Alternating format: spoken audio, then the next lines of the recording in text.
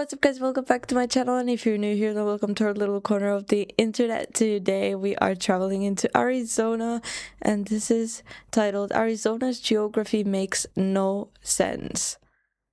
Without further ado, let's see what this is about.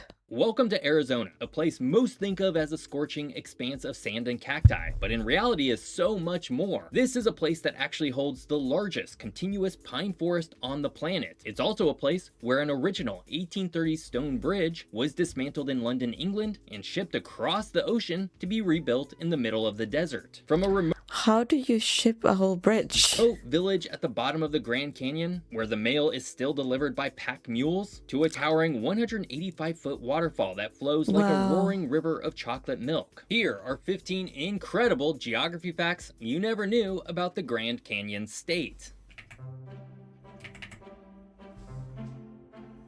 Grand Falls, affectionately known as the Chocolate Waterfall, is a towering 185-foot cascade located on the Little Colorado River.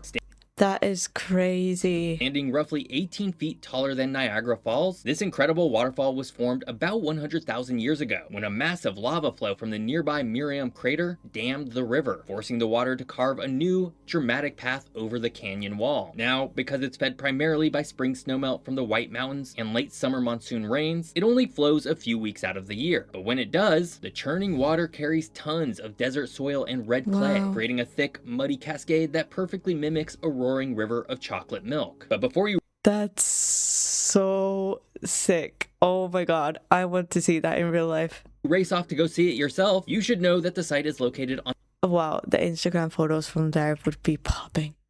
Okay. It would be incredible to see it as well, but you know, I'm just saying. river of chocolate milk. But before you race off to go And I like chocolate as well.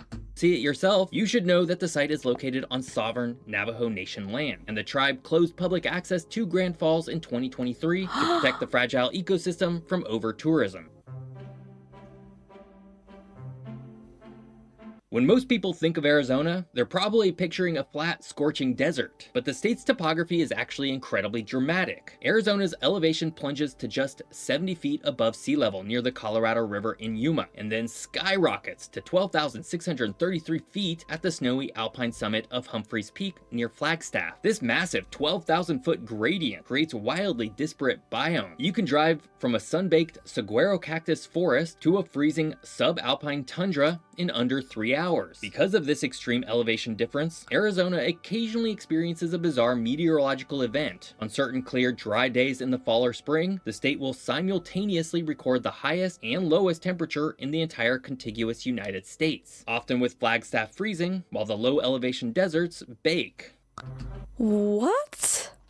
Wait, that's crazy. So if you're like hot in Arizona, you could just drive a few hours up and cool down? That's crazy. I didn't know that. Despite its global reputation as a desert, Arizona is fundamentally defined by its mountains. In fact, the state officially boasts 3,928 named mountain peaks and summits. Put that in perspective, that is more mountains than you will find in many states famous for their alpine terrain, including Colorado, Montana, Idaho, and Utah. This is largely due to the basin and range topography that dominates the southern and western parts of the state, where parallel mountain ranges suddenly rise thousands of feet out of the flat desert floor. These isolated peaks are known to geographers as sky islands, high elevation forested refuges that harbor distinct ecosystems and wildlife populations entirely cut off from one another by harsh, unlivable desert basins below. The northern half of Arizona shatters every desert stereotype by housing the largest continuous strand of ponderosa pine trees on the planet. Stretching for hundreds of miles from the New Mexico border, across the Mogollon Rim, and past Flagstaff, this massive alpine forest covers over 2.4 million acres. The Mogollon Rim itself is a massive geological fault line that cuts diagonally across the state, abruptly lifting the land thousands of feet into the air. This sudden rise catches moisture from passing storm systems, allowing dense forests to thrive where cacti otherwise would. If you walk through this forest on a warm day, the peeling bark of the ponderosa pines release a distinct sweet scent that smells exactly like vanilla or butterscotch.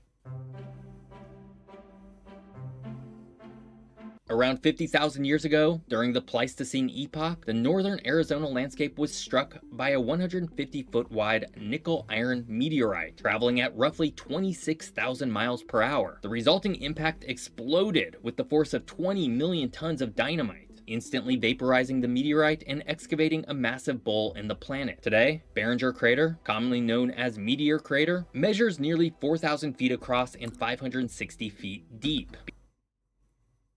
That's crazy. I want to see that in real life. Because the Arizona climate has been overwhelmingly dry since the last ice age, the crater has That is so cool. That is sick. Like, I want to see that in real life. I wonder if you can visit that. suffered very little water erosion, making it the best preserved meteorite impact site anywhere in the world. In the 1960s, NASA even used the rugged lunar-like basin to train Apollo astronauts before their missions to the moon. Just as Arizona's big crater survived thousands of years of erosion, you don't want your hard-earned money eroding away in a traditional savings account. Enter today's Arizona. If you rewind the geographic clock a few hundred million years, Arizona wasn't a desert at all. It was the floor of a shallow, tropical, prehistoric ocean. During the Paleozoic and Mesozoic eras, repeated marine transgressions flooded the region, depositing hundreds of feet of sediment. Today, the evidence is literally baked into the landscape. The iconic towering red rocks of Sedona and the upper rim of the Grand Canyon are packed with the fossilized remains of ancient aquatic life. Hikers regularly stumble upon preserved shells of brachiopods, ancient sponges, corals, and trilobites sitting thousands of feet above sea level, proving that the sun-scorched canyons were once thriving underwater ecosystems. Wow. This is crazy. Arizona has so much more to it than what I ever expected. In 1856, the geography of the American Southwest was so harsh and unforgiving that the US War Department, led by Jefferson Davis, initiated one of the strangest military experiments in history, the US Camel Corps. Realizing that horses and mules required too much water to effectively patrol the arid Arizona territory, the army imported dozens of camels from Egypt and Turkey. The camels performed brilliantly. They could carry massive loads, eat thorny desert scrub, and go days without water. However, the experiment was ultimately abandoned when the Civil War broke out. The animals were sold or turned loose into the wild, leading to decades of bizarre sightings. Pharaoh camels were reportedly spotted roaming the remote Arizona wilderness as late as the 1940s. Today, there are no more wild camels. Over the decades, due to their original small population, they likely faded away entirely, as they weren't able to reproduce fast enough. That's crazy to think about as well. Like, if they faded away like that from there, then how many animals are like fading away slowly in general? One of the most bizarre geographic relocations in human history happened in the late 1960s. The city of London, England, realized that their famous 1830s stone bridge was sinking into the River Thames under the weight of modern traffic. Robert P. McCulloch, the eccentric founder of Lake Havasu City, Arizona, purchased the bridge at auction for $2.4 million.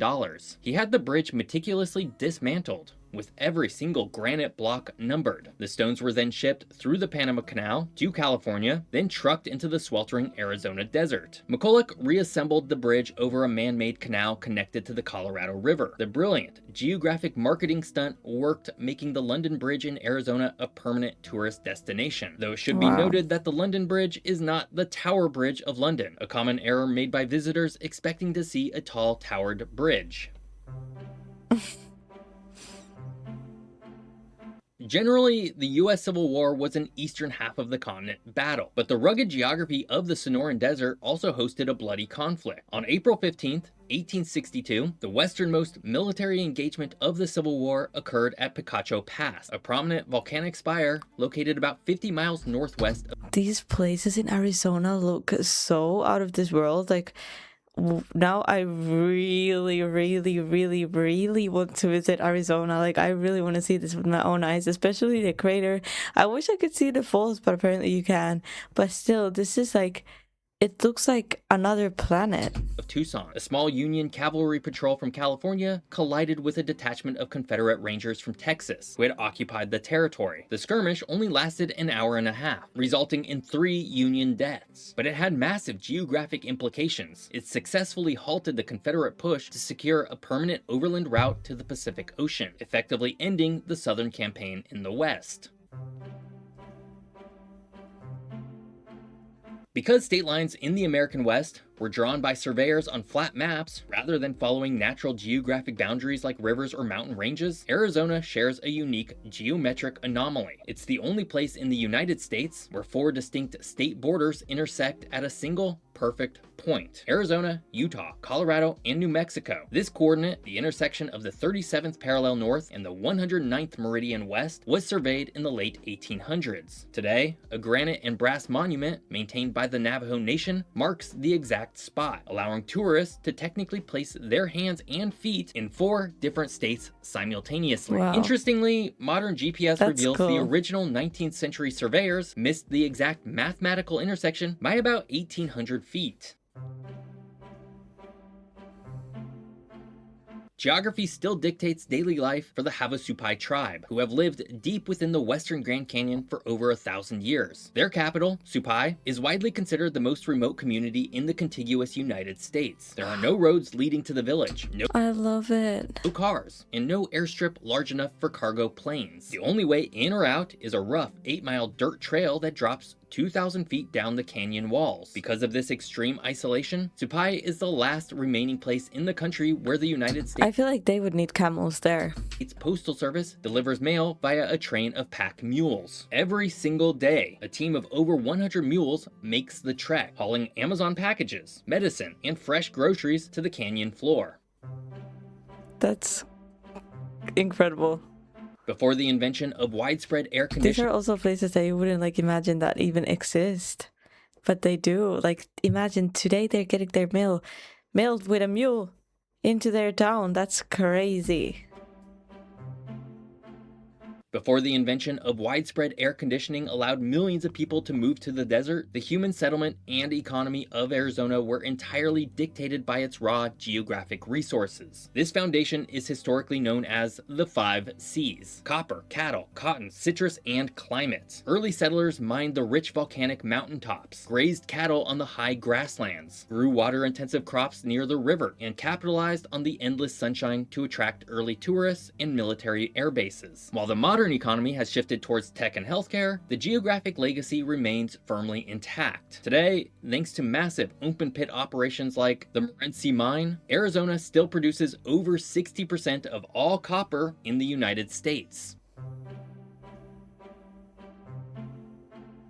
Through one of the most extensive human geographic engineering projects in history, the scorching desert city of Yuma has been transformed into an agricultural powerhouse. Yuma receives only about 3 inches of rain per year, but it boasts over 350 days of intense sunshine. By diverting billions of gallons of water from the nearby Colorado River through a massive network of gravity-fed canals, farmers have turned the desert sand into highly fertile soil. Because it stays incredibly warm during the winter, while the rest of I feel like I've seen some video about this river somewhere along this line where there were a lot of farmers and there was issues with water or something, but I can't remember. I don't think it was in Arizona though. the country freezes, Yuma practically monopolizes the American salad bowl. Between November and March, a staggering 90% of all leafy greens, including lettuce, spinach, and kale, That's grown crazy. and consumed in the United States, comes from In the whole United States? That's a huge country to feed by one area. this single desert region. That's crazy. In the foothills of the Santa Catalina Mountains in Oracle, Arizona, scientists attempted to replicate the entire geography of Earth in one location. Built in 1991, Biosphere 2 is a massive 3.14-acre sealed greenhouse designed to test if humans could survive in a closed ecological system. This was considered essential research for future space colonization. The structure contains a meticulously engineered miniature ocean with a living coral reef, a dense rainforest, a savanna, a mangrove wetland, and a fog desert desert. In its first major mission, 8 researchers sealed. That is sick. What? Wait, that is so cool. Can that be visited? What? Oh my god, that is awesome. I want that. I want that to be my home. Imagine if you could have a mansion with like different blah, blah, blah, blah, blah, blah, blah, different, you know what I mean. Like that would be so cool. Like you walk into your kitchen and it's a jungle, and then you walk into your bedroom and it's like a forest, like a snowy forest. Oh my god. Grove wetland and a fog desert. In its first major mission, 8 researchers sealed themselves inside for 2 full years. While the original experiment suffered from dropping oxygen levels and a massive ant infestation, Biosphere 2 remains the largest artificial ecology ever built and is still used today for climate research. It also spawned one of the most memorable movies of the 1990s, That's Biodome. so cool. Can that be visited? I really want to visit that.